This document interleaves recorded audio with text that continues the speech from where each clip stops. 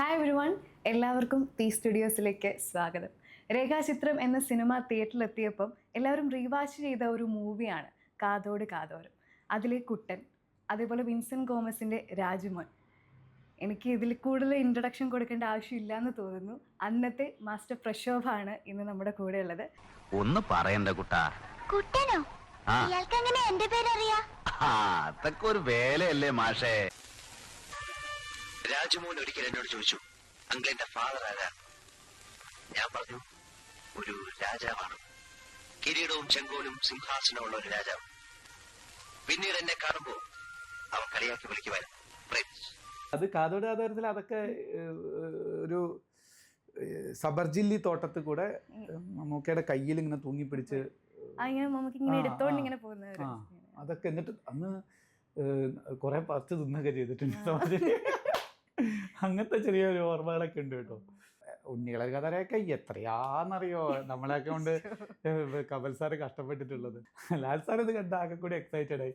ഈ കുട്ടികളൊക്കെ ഇപ്പോഴും എവിടെയാണ് എന്നൊക്കെ ചോദിച്ചു. എനിക്കൊരു ഓർമ്മ കമൽ സാറെ തന്നെയാണ്. എന്താ വെച്ചാൽ സാറ് കുട്ടികളായിട്ട് നല്ല സോഫ്റ്റ് ആണ്.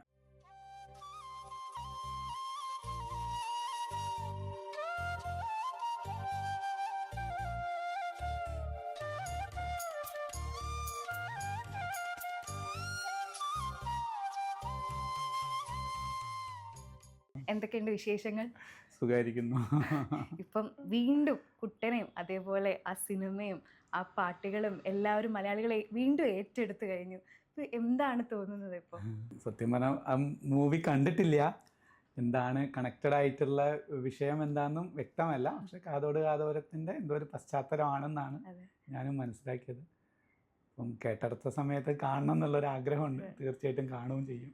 ഇപ്പം ഞാൻ സാറിൻ്റെ ഇൻ്റർവ്യൂവിന് വേണ്ടിയിട്ട് പ്രിപ്പയർ ചെയ്ത സമയത്ത് ഇപ്പം ഞാൻ സിനിമകൾ വാച്ച് ചെയ്തപ്പോഴത്തേക്കും ഒരു മലയാള സിനിമയുടെ ഒരു ഗോൾഡൻ എറയിലൂടെയാണ് കടന്നു പോയത്. അപ്പോൾ മലയാള സിനിമയുടെ ആ ഒരു ഗോൾഡൻ എറയിലൂടെ നടന്നു പോയൊരു കൊച്ചു കുട്ടീനെയാണ് ഞാൻ ശരിക്കും കണ്ടത്. ഷൂട്ടിംഗ് ലൊക്കേഷൻ്റെ ആ ഒരു ഇതെല്ലാം ഈ ഒരു രേഖാചിത്രം എന്ന സിനിമയിൽ വന്നിട്ടുണ്ടായിരുന്നു. അപ്പോൾ അതിൽ ഭാരതൻ സാറ്, അതേപോലെ കമൽ സാറ്, പിന്നെ സരിത മാം, മമ്മൂക്ക, അതേപോലെ ഒരുപാട് ലെജൻസിൻ്റെ ഒരു ക്രൂ ആയിരുന്നു അത്. അപ്പം അന്നത്തെ കൊച്ചുകുട്ടിയായിരുന്നു ഓർത്തെടുക്കാനായിട്ട് പാടായിരിക്കും. എന്നാലും എന്തെങ്കിലും മെമ്മറീസ് ഉണ്ടോ ആ ഒരു ഷൂട്ടിംഗ് ലൊക്കേഷനിൽ? അത് പറഞ്ഞത് വളരെ വസ്തുത തന്നെയാണ്. ഒത്തിരി ലെജൻസാണ് ആ സിനിമയിൽ അസോസിയേറ്റ് ചെയ്തിരിക്കുന്നത്. പക്ഷെ കൂടെ പറഞ്ഞതും വളരെ പ്രസക്തമാണ്. എനിക്ക് വിരളമായ അറിവുകളാണ്, ഓർമ്മകളാണ്. എടുത്തു പറയേണ്ട ഒരു ഓർമ്മ എന്ന് പറയുന്നത് ആ സെറ്റ് തന്നെയാണ്. ആ ഒരു മലമുകളിലുള്ള ഒരു സെറ്റ് ഭരതൻ സാറിൻ്റെ തന്നെ സ്വന്തം ക്രിയേഷൻ ആണെന്നാണ് ഞാൻ മനസ്സിലാക്കിയത്. ഭരതൻ സാറിനെ വരച്ച് ഉണ്ടാക്കിയ സെറ്റ് അത് അവർ ആർട്ട് ഡയറക്ടേഴ്സ് അത് ഡെവലപ്പ് ചെയ്തതാണെന്നാണ്. ഈവൻ ആ മലമുകളിലൊരു പോണ്ടൊന്നും ശരിക്കും ഉണ്ടായിരുന്നില്ല.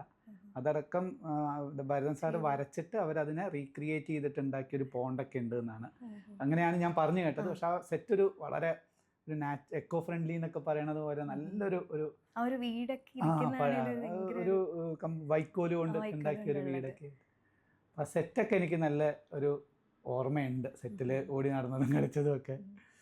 പിന്നെ ഉള്ളൊരു ഓർമ്മകൾ ആ പള്ളി മിറ്റവും പള്ളിയൊക്കെ എനിക്ക് നല്ല, എന്താ വെച്ചാൽ അവിടെ സിസ്റ്റേഴ്സ്, അവിടുത്തെ സിസ്റ്റേഴ്സിനെ തന്നെ എടുത്തു പറയണ്ടേ. അവർക്ക്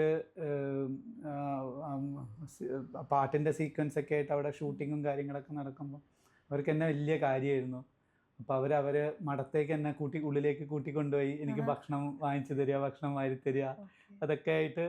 അവിടുത്തെ മഠത്തിലോ? ആ ഷൂട്ടിംഗ് നടന്ന അത് പള്ളിയുടെ ഒരു ഗ്രൗണ്ടും കാര്യങ്ങളൊക്കെയാണ്. അപ്പോൾ സിസ്റ്റേഴ്സിൻ്റെ മഠമൊക്കെ അതിനോട് അസോസിയേറ്റ് ആയിട്ടുണ്ട്. അപ്പം ഇതെനിക്ക് ഓർമ്മയുണ്ട്. സിസ്റ്റേഴ്സ് എന്നെ കൂട്ടിക്കൊണ്ടുപോകുന്നതും കൂട്ടി ഭക്ഷണമൊക്കെ വാങ്ങിച്ചു തരുന്നതും അങ്ങനെയുള്ള കാര്യങ്ങളൊക്കെ എനിക്ക് ഉറപ്പായിട്ട് ഈ സിനിമ കാണാൻ. കാരണം ഇത് പറഞ്ഞതിൽ വെച്ച് ഭയങ്കര കണക്ട് ചെയ്ത് നിൽക്കുന്ന ഒരു സിനിമയാണ്. കാരണം ആ ഒരു പള്ളിയാണെങ്കിലും പള്ളിയുടെ പരിസരങ്ങളും സീക്വൻസ് എല്ലാം അതുപോലെ തന്നെ നമുക്ക് ആ പണ്ടത്തെ ആ ഒരു സിനിമ കാണുന്ന അതേ ഫീലിൽ ഈ സിനിമയിൽ വന്നിട്ടുണ്ടായിരുന്നു. തീർച്ചയായിട്ടും ഞാൻ തിയേറ്ററിൽ വളരെ കുറച്ച് പോയി കാണുന്ന ഒരാളാണ്. ഇപ്പോൾ OTT ഇങ്ങനെ പ്ലാറ്റ്ഫോമുകളൊക്കെ വന്ന മുതൽ പിന്നെ അതൊരു വലിയൊരു കംഫർട്ടായി മാറിയിരിക്കുകയാണ്. പിന്നെ മുറിച്ച് കാണാം, കുറച്ച് സമയമെടുത്ത് കാണാം. പക്ഷെ ഇത് ഞാൻ ശ്രമിക്കും, എന്താ വെച്ചാൽ തിയേറ്ററിൽ പോയി കാണാം.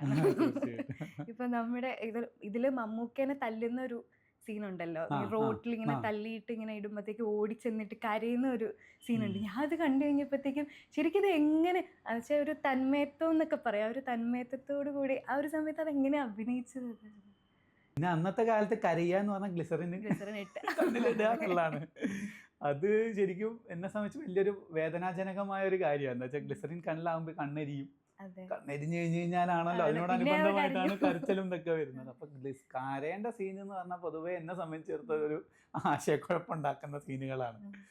പക്ഷെ അന്ന് അങ്ങനെ എടുത്തു പറയത്തക്ക ഓർമ്മകളൊന്നുമില്ല. എന്നാലും കരച്ചിലൊക്കെ ഈ രീതിയിലാണ് അധികവും വരുത്താറ്, ഗ്ലിസറിൻ ഒഴിച്ച്. പിന്നെ സാറുമാർ, ഡയറക്ടറാണെങ്കിലും പിന്നെ കുട്ടികളെ സ്പെഷ്യലി നമ്മുടെ ആ ഒരു പ്രായത്തിൻ്റെ ഒരു പക്വതയില്ലായ്മ മനസ്സിലാക്കിയിട്ട് എപ്പോഴും ആരെങ്കിലും ഒരാൾ, എനിക്കൊരു ഓർമ്മ കമൽ സാറെ തന്നെയാണ്. എന്താ വെച്ചാൽ സാറ് കുട്ടികളായിട്ട് നല്ല സോഫ്റ്റാണ്. അപ്പോൾ സാറധികം അച്ഛനോട് പറഞ്ഞു കൊടുക്കും എന്താണ് അടുത്ത സീന്, അങ്ങനെ ഇങ്ങനെയൊക്കെയാണ് ചെയ്യേണ്ടതെന്നൊക്കെ ഉള്ളത്. എന്നിട്ട് അച്ഛനാണ് എനിക്ക് വന്നിട്ട് അടുത്ത സീൻ ഇന്നതാണ് കേട്ടോ എന്നൊക്കെ പറഞ്ഞിട്ട് പറഞ്ഞ് മനസ്സിലാക്കിച്ച് തരികയ്യ. അപ്പോൾ അങ്ങനെയാണ് അധികവും അഭിനയവും കാര്യങ്ങളൊക്കെ നടന്നതായിട്ട് എൻ്റെ ഒരു ഓർമ്മ. അപ്പോൾ മലയാള സിനിമയ്ക്ക് ഒരു വലിയ സൂപ്പർ സ്റ്റാറിനെ സമ്മാനിച്ച സിനിമയാണ് രാജാവിൻ്റെ മകൻ. അതേപോലെ അതിലെ ഡയലോഗാണെങ്കിലും ഇപ്പം നമ്മളെല്ലാ മലയാളികളും ഇമിറ്റേറ്റ് ചെയ്യുന്ന ഒരു ഡയലോഗാണ്. അന്ന് ഇതൊരു ഹിറ്റടിച്ചൊരു മൂവിയാണെങ്കിൽ അത് ഭയങ്കര ഒരു ഫാൻ ബേസ് ഈ ഒരു സിനിമയ്ക്ക് ഉണ്ടെന്നുള്ളതൊന്നും അറിയില്ലായിരുന്നു. അപ്പം വളർന്നു കഴിഞ്ഞപ്പോഴത്തേക്കും ഇപ്പോൾ ഈ ഒരു സിനിമയിൽ ഞാൻ അഭിനയിച്ചിട്ടുണ്ടല്ലോ എന്നുള്ള ആ ഒരു ഫീൽ എങ്ങനെയായിരുന്നു?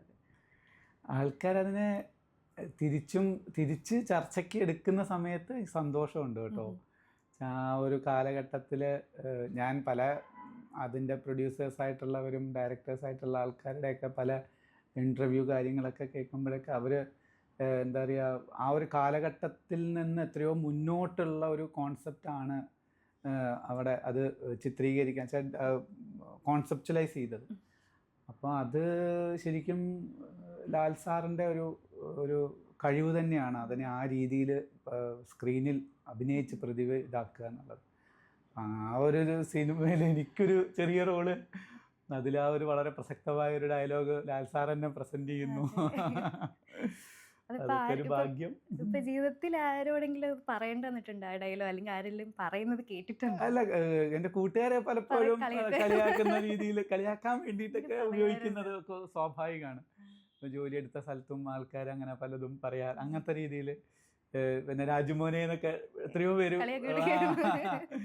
ഇതിന്റെ പ്രക്ഷോഭത്ത് വിളിക്കുന്നതിനേക്കാളും സുഖം മറ്റേത് വിളിക്കുന്നത് രാജുമോൻ വിളിക്കുന്നതാണെന്നൊക്കെ പറഞ്ഞിട്ടൊക്കെ. ഇപ്പൊ മലയാള സിനിമയുടെ രാജുമോൻ തന്നെയാണ് നമുക്ക് ഓർമ്മ വരുമ്പോൾ പെട്ടെന്ന് ഓർക്കുന്നത് രാജുമോൻ എന്നുള്ളൊരു പേരാണ്. ഞാൻ ഈ വീട്ടിലോട്ട് കയറി വരുമ്പോൾ ഉണ്ടല്ലോ, എനിക്ക് ആദ്യമേ ഞാൻ നോട്ടീസ് ചെയ്തത് ഈ ഒരു അവാർഡാണ്. ആൾക്കൂട്ടത്തിൽ തന്നെ എന്നുള്ള സിനിമയിൽ ബെസ്റ്റ് ചൈൽഡ് ആർട്ടിസ്റ്റിനുള്ള ഒരു അവാർഡ് കിട്ടിയിരുന്നു. ഇപ്പൊ MT സാറിന്റെ രചനയിലായിരുന്നു. MT സാർ നമ്മളെ വിട്ടുപോയി. ഇപ്പൊ സാറിന്റെ കൂടെ ഉള്ളൊരു മെമ്മറീസ് എന്തെങ്കിലും ഉണ്ടോ? സാറായിട്ടുള്ള അവസാനം കണ്ടുമുട്ടിയത് ഇവിടെ തിരൂര് തുഞ്ചമ്പറമ്പ് വെച്ചിട്ടൊരു, അത് കുറേ വർഷങ്ങൾക്ക് മുന്നേ ഞാൻ ബാങ്കിൽ ജോലി ചെയ്യുന്ന സമയത്ത് യാദൃശ്ചികമായിട്ടൊന്ന് തുഞ്ചമ്പറമ്പ് വരെ ചെന്നു. അപ്പോൾ അവിടെ ഇങ്ങനെ ഒരു ആൾക്കൂട്ടം കണ്ട സമയത്ത് അവിടെ എന്താണെന്ന് അന്വേഷിച്ചപ്പോഴാണ് MT സാർ അവിടെ ഉണ്ട്, അവിടെ ഒരു ക്വാർട്ടേഴ്സ് പോലെ എന്തോ റൂം അങ്ങനെ എന്തോ സംവിധാനം ഉണ്ടായി. അപ്പോൾ സാർ അവിടെ ഉണ്ട് എന്ന് അറിഞ്ഞു. അങ്ങനെ സാറെ കാഷ്വലായി ഒന്ന് കണ്ടിട്ട് ദൂരെ നിന്ന് കാണാമെന്ന് കരുതി. പക്ഷെ എന്തോ ഭാഗ്യം സാറിന് അടുത്ത് പോകാൻ പറ്റി. അപ്പോൾ കാലൊന്ന് തൊട്ടലയിൽ വെച്ച് അപ്പോൾ എന്നോട് വെച്ച് ആരാന്നുള്ള ചോദിച്ചില്ല, എന്നാൽ ആ നോട്ടത്തിൽ ആരാണ് എന്നുള്ള രീതിക്കുള്ളൊരു ഇതായിരുന്നു. അപ്പം ഞാൻ അങ്ങനെ കാര്യം പറഞ്ഞു, ആൾക്കൂട്ടത്തിൽ തന്നെയിൽ അഭിനയിച്ച് അതേപോലെ അനുബന്ധത്തിൽ അഭിനയിച്ച ചെറിയ കുട്ടിയാണ് എന്ന് പറഞ്ഞു. അപ്പം സാർക്ക് അച്ഛനായിട്ട് നല്ലൊരു പരിചയമുണ്ട്. അപ്പം അച്ഛൻ്റെ വിശേഷങ്ങളൊക്കെ അന്ന് കുറേ ചോദിക്കുകയൊക്കെ ചെയ്ത്, എവിടെയാണ് ഇപ്പം അച്ഛൻ, എവിടെയാണ്, ഏത് ബ്രാഞ്ചാന്നൊക്കെ ഉള്ള. ബാങ്കിലായിരുന്നു, അച്ഛനും ബാങ്കിലായിരുന്നു. പിന്നെ എന്താ ഇവിടെ എന്നൊക്കെ ചോദിച്ചു. അങ്ങനെ പിന്നെ അതാണ് എൻ്റെ ഓർമ്മയിൽ അവസാനം MT സാറെ കണ്ടത്. പിന്നെ സിനിമയിൽ അങ്ങനെ സാറെ അങ്ങനെ നേരിട്ട് കാണുക അതൊന്നും കണ്ടിട്ടുണ്ടാവും കേട്ടോ, പക്ഷെ എനിക്ക് അങ്ങനെ ഓർമ്മകളിലില്ല. ഇപ്പൊ ഞാൻ ഈ അവാർഡ് വാങ്ങിച്ചൊരു മൊമെന്റിനെ പറ്റി ഓർമ്മയുണ്ടോ? വാങ്ങിക്കുന്നതോ അവാർഡ് വാങ്ങിക്കുന്ന മുഹൂർത്തം കരുണാകരൻ സാറാണ് തന്നത്. സാറ് എടുക്കുക അങ്ങനെ എന്തോ ചെയ്തതൊക്കെ ഒരു വേഗമായ ഒരു ഓർമ്മയിലുണ്ട്. അതിൽ കൂടുതൽ ആ ഒരു മേഖലയിൽ അതൊന്നും അച്ഛനും ഞാനും കൂടിയാണ് പോയത്, അതും ഓർമ്മയുണ്ട്. പക്ഷേ മറ്റു അതൊന്നും എനിക്ക് അത്ര ഓർമ്മയിലില്ല. ഒരു ഫോട്ടോ ഉണ്ട്, സാറ് ഇങ്ങനെ തരുന്ന ഒരു ഫോട്ടോ, അതാണ് എൻ്റെ അടുത്തുള്ള ആകെയുള്ള ഒരു ഓർമ്മ. അഭിനയിക്കണേ. ഭാര്യയാണ് അനുരാധ എന്നാ പേര്. നമ്മൾ രണ്ടുപേരും കൂടെയാണ് ബിസിനസ് കാര്യങ്ങളൊക്കെ, എന്നെക്കാളും കൂടുതൽ ആളാണ് ബിസിനസ് കാര്യങ്ങളിലൊക്കെ ഇപ്പം ഇൻവോൾവ്. പിന്നെ മോള് ദക്ഷിണ 8ാം ക്ലാസ് പഠിക്കുന്നു എറണാകുളത്ത്. രണ്ടുപേരും സാറിന്റെ ഫിലിംസ് ഒക്കെ കാണാറുണ്ട്? കണ്ടിട്ടുണ്ട്, എല്ലാ സിനിമകളും തന്നെ കണ്ടിട്ടുണ്ട്. ഹോബീസ് ഒക്കെ എന്താ? ഞാൻ വെറുതെ ഇരിക്കുമ്പോ പെയിന്റ് ചെയ്യാ. ഡാൻസിന് ചേർത്തിട്ടുണ്ട്? ചേർത്തിട്ടുണ്ട്. ഒരു ചാനലൊക്കെ ഉണ്ടായി യൂട്യൂബിൽ, പാചകം ചെയ്യും നന്നായിട്ട്. അപ്പം അത് ഒരു ആ കോവിഡ് സമയത്ത് ഒരു യൂട്യൂബ് ചാനലൊക്കെ, അങ്ങനെ കോംപ്ലിക്കേറ്റഡ് പാചകങ്ങളൊന്നുമല്ല, വളരെ സിമ്പിളായിട്ട് എല്ലാവർക്കും ട്രൈ ചെയ്യാവുന്ന സംഭാരം ഉണ്ടാക്കുക, നാടൻ ശൈലിയിൽ സംഭാരം ഉണ്ടാക്കുക. അങ്ങനെയുള്ള കുറേ ചെറിയ ചെറിയ വിഭവങ്ങൾ. അങ്ങനെ അത് അത്യാവശ്യം കുടുംബക്കാരുടെ ഇടയിലൊക്കെ ആള് അറിഞ്ഞു തുടങ്ങി. പക്ഷെ കോവിഡൊക്കെ കഴിഞ്ഞ് ഒരു സ്കൂൾ റെഗുലറൈസ് ചെയ്ത സമയത്ത് പിന്നെ ഇത് വല്ല കുറഞ്ഞു പോയി. എന്നാലും ക്യാമറയുടെ പുറത്ത്, ക്യാമറ ഇല്ലാതെ ആള് ഇടയ്ക്കിടയ്ക്ക് പാചകത്തിലൊക്കെ വളരെ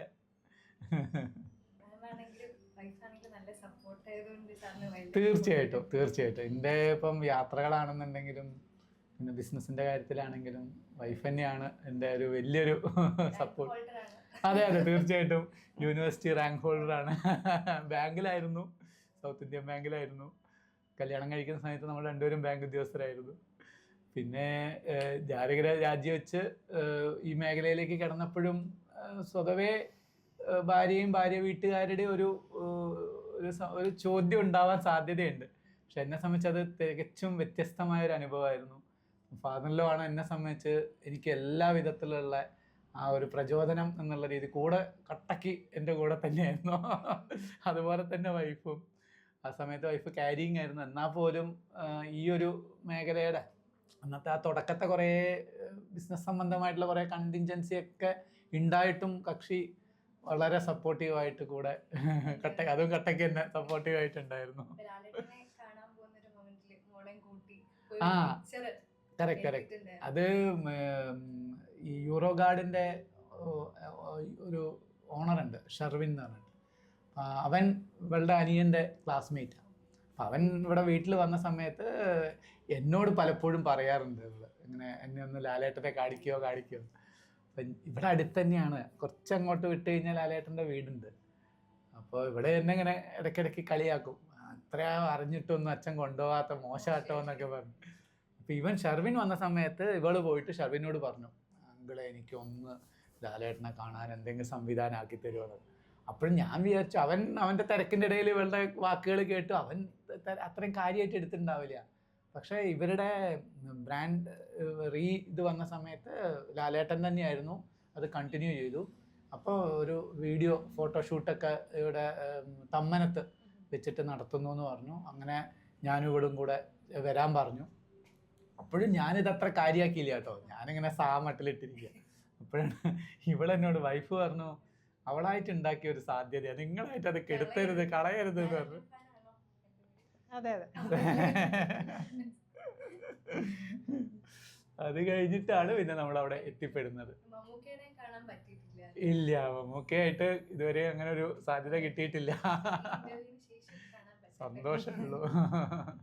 ഉണ്ണികളെ ഒരു കഥ പറയാമെന്നുള്ള ഒരു സിനിമയുടെ ആ ഒരു റീയൂണിയൻ, അവിടെ കുട്ടികളെല്ലാവരും കൂടെ ഉള്ള ഒരു റീയൂണിയൻ വെച്ചിട്ടുണ്ടായിരുന്നു. അപ്പൊ ആ ഒരു മൊമെന്റ് എത്രമാത്രം എക്സൈറ്റഡ് ആയിരുന്നു അതില്? എക്സൈറ്റ്മെന്റ് ലിമിറ്റ്ലെസ് എന്നൊക്കെ വേണമെങ്കിൽ പറയാം. എന്താ വെച്ചാൽ ഒത്തിരി വർഷങ്ങൾക്ക് ഒരു സത്യം പറഞ്ഞാൽ ഒരു 36 ഇയേഴ്സ് ഗ്യാപ്പ് ഉണ്ട് നമ്മൾ തമ്മിൽ, കുട്ടികൾ തമ്മിൽ കണ്ടിട്ടും. പിന്നെ ബാക്കി അണിയറ പ്രവർത്തകരെയൊക്കെ കാണുക എന്നുള്ള ഇതിൽ തന്നെ 36 വർഷത്തിൻ്റെ പഴക്കമുണ്ട്. അതിൻ്റെ എനിക്ക് തോന്നുന്നു ഒരു വർഷം മുന്നേറ്റെയാണ് കാർത്തിക് എന്ന് പറഞ്ഞിട്ട് അതിൽ ബാലതാരമായിട്ട് അഭിനയിച്ച കാർത്തിക്കിൻ്റെ ഇനീഷ്യേറ്റീവിൽ ഒരു ഗ്രൂപ്പ്, കാർത്തിക്കും ഞാനും തമ്മിൽ അല്ലാതെ കണക്ഷൻ ഉണ്ടായിരുന്നു. അപ്പം അങ്ങനെ കാർത്തികിൻ്റെ പരിചയത്തിലുള്ള ആൾക്കാരെയൊക്കെ വെച്ച് കാർത്തിക ചേച്ചീനെയും കൂടെ ഇൻക്ലൂഡ് ചെയ്തിട്ട് ഒരു വാട്സപ്പ് ഗ്രൂപ്പ്, ചെറിയൊരു ഗ്രൂപ്പായിരുന്നു അത്. അപ്പോൾ അതിൽ പിന്നെ കമൽ സാറെ കാർത്തിക ചേച്ചി കോൺടാക്ട് ചെയ്ത് അങ്ങനെ കമൽ സാർ ആഡ് ചെയ്യപ്പെട്ടു. അപ്പോഴും അങ്ങനെ വലിയ ആക്ടിവിറ്റി ഒന്നും നടക്കാത്ത ഗ്രൂപ്പ്, എല്ലാവരോടും ഹായ് ബായ് പറയാതുള്ള, അല്ലാതെ വേറെ ആക്ടിവിറ്റി ഒന്നും ഇല്ല. അപ്പോൾ കാർത്തിക്കിൻ്റെ ഒരു ഇനീഷ്യേറ്റീവ് ആയിരുന്നു പിറന്നാളിന് മോഹൻലാൽ സാറിൻ്റെ പിറന്നാളിന് ഒരു വിഷസ് അയച്ചാലോ എന്ന് ഇങ്ങനെ. അപ്പം എല്ലാവരും ആ ഗ്രൂപ്പിലുള്ള എല്ലാ കുട്ടികളും ഒരു ലാലേട്ട എന്നും പറഞ്ഞിട്ട് ഒരു ബർത്ത്ഡേ വിഷ്, എന്നിട്ട് ഇവൻ അത് എല്ലാം കൂടെ ഒരു ചെറിയ ക്ലബ് ചെയ്ത് ഒരു ചെറിയ ഷോർട്ട് വീഡിയോ ആക്കിയിട്ട് കാർത്തിക ചേച്ചിക്ക് അയച്ചു കൊടുത്തു. അപ്പോൾ കാർത്തിക ചേച്ചി അത് സാർക്ക്, ലാൽ സാർക്ക് എത്തിച്ചു. അത് ലാൽ സാർ ഇത് കണ്ട ആകെ കൂടി എക്സൈറ്റഡ് ആയി. ഈ കുട്ടികളൊക്കെ ഇപ്പോഴും എവിടെയാണ് എന്നൊക്കെ ചോദിച്ചു. അങ്ങനെ സാറ് ഉടനടി എന്ത് ചെയ്തെന്ന് വെച്ച് കഴിഞ്ഞാൽ സാറിൻ്റെ ഡേറ്റ് അങ്ങോട്ട് ഫിക്സ് ചെയ്ത് കൊടുത്തു. ലൈക്ക് September 1 ഞാൻ ഇന്ന സ്ഥലത്തുണ്ട്, I am ready, now you decide എന്നുള്ള രീതിക്ക്. അപ്പം സാറ് ഡേറ്റ് വന്നു കഴിഞ്ഞാൽ പിന്നെ നമ്മൾക്ക് വേറെ ഒന്നും പറയാനില്ലല്ലോ. പിന്നെ എല്ലാവരും കൂടെ ഓട്ടമായി. അപ്പോൾ പിന്നെ പിന്നത്തെ പ്രശ്നം എന്താ വെച്ച് കഴിഞ്ഞാൽ നമുക്ക് കുറേ പേര്, 11 കുട്ടികളുണ്ട്. അതിൽ ആകെ 4-5 പേരേ ആയിട്ടുള്ളൂ, ബാക്കിയുള്ളവരെ കണ്ടെത്തണം. അപ്പോൾ യദുചേട്ടൻ ഓൾറെഡി സീരിയൽ അങ്ങനെയൊക്കെ ആയിട്ട് അവൈലബിൾ അറിയാം. അപ്പോൾ യദുചേട്ടനെ വേഗം കിട്ടിയപ്പോൾ യദുചേട്ടനെയും കിട്ടി. അപ്പോൾ അവർ രണ്ടുപേരും ആഡായി. പിന്നെ ഒരു സ്വപ്നയുണ്ട്, വിമലുണ്ട്, പിന്നെ ബോബൻ, അഭിജിത്ത്, പിന്നെ അമിത്. അപ്പം ഇത്ര പേരെ പിന്നെ കിട്ടണം. അപ്പോൾ പിന്നെ അന്വേഷണം. അപ്പോഴാണ് മനോരമ ആയിട്ട് കണക്ട് ചെയ്തത്. അപ്പോൾ അവരും നല്ലൊരു ഇനീഷ്യേറ്റീവ് എടുത്തു. അവർ ഇത് പല ഔട്ട്സൈഡ് കേരള പ്രൊമോട്ട് ചെയ്യുന്നതിലും. അങ്ങനെ അവസാനം നമുക്ക് വിമലിനെ കിട്ടി, സ്വപ്നനെ കിട്ടി, അഭിജിത്ത്, ബോബൻ. പക്ഷെ അമിത്തിനെ മാത്രം കിട്ടിയില്ല. ഒരു കുറേ വഴികളിലൂടെ ശ്രമിച്ചു, പക്ഷെ അമിത്തിനെ മാത്രം അതൊരു ഒരു ഇവന്റ് നടത്തുമ്പോൾ തന്നെ ഒരു നമ്മൾ അങ്ങനെയാണ് ക്വസ്റ്റ്യൻ മാർക്ക് പോലെ ഇട്ടിട്ടാണ് അത് വെച്ചത്. സത്യം, അതെല്ലാവർക്കും. കാർത്തിക ചേച്ചിക്ക് നല്ല വിഷമം. എന്താ വെച്ചാൽ കാർത്തിക ചേച്ചീൻ്റെ വലിയൊരു ഇനീഷ്യേറ്റീവ് എല്ലാ കുട്ടികളെയും കൂടെ കൊണ്ടുവരിക എന്നുള്ളത്. പക്ഷെ അത് നല്ലൊരു ഇവന്റ് ആയിരുന്നു കേട്ടോ. നല്ല ഭംഗിക്ക് ലാൽ സാറ് സ്പെസിഫിക് ആയിട്ട് തന്നെ പറഞ്ഞു, ആദ്യം ഈ സിനിമ പ്രിവ്യൂ ചെയ്യേണ്ടത് അവിടെ തന്നെ ഒരു ഓർഫനേജ് ആയിട്ടുള്ള ഒരു ഇതുണ്ട്, അവിടുത്തെ കുട്ടികൾക്ക് വേണം എന്ന് പറഞ്ഞിട്ട് ആദ്യം അവരുടെ കൂടെ നമ്മളായിട്ടുള്ള കുട്ടികളെല്ലാവരും കൂടെ ഇരുന്ന് അവർ പുറകിൽ ഫുള്ള് അവർക്ക് മറ്റേ തിയേറ്റർ പോലുള്ള രീതിക്ക് സീറ്റിംഗ് അറേഞ്ച് ഒക്കെ ചെയ്ത് ആദ്യം ഫുൾ മൂവി അവർക്ക് കാണിച്ചു. അത് കഴിഞ്ഞ് പിന്നെ ലാൽ സാർ ആദ്യം അവരുടെ അടുത്ത് പോയി മിങ്കിൾ ചെയ്തു, കുട്ടികളൊക്കെ ആയിട്ട് സംസാരിച്ചു. ഇത് കഴിഞ്ഞിട്ടാണ് ശരിക്കും നമ്മൾ ഇവന്റിലേക്ക് കിടക്കുന്നത്. വളരെ അയ്യോ പറഞ്ഞറിയിക്കാനാവാത്ത ആ ഒരു. പിന്നെ നമ്മൾ കുട്ടികൾ തന്നെ ഇത്രയും പേര് 36 എല്ലാരും വലിയ വലിയ ആൾക്കാരായ പ്രായമായവര്. ഇല്ല, അന്ന് നമുക്ക് ആർക്കും പ്രായമേ തോന്നിയിട്ടില്ല. എല്ലാവരും അന്നത്തെ അതേ പ്രായത്തിലായിരുന്നു എല്ലാവരും. ആ ചെറുപ്പക്കാലം 6, 7, 8 വയസ്സിലുള്ള കുട്ടികളായിരുന്നു അന്ന് എല്ലാവരും.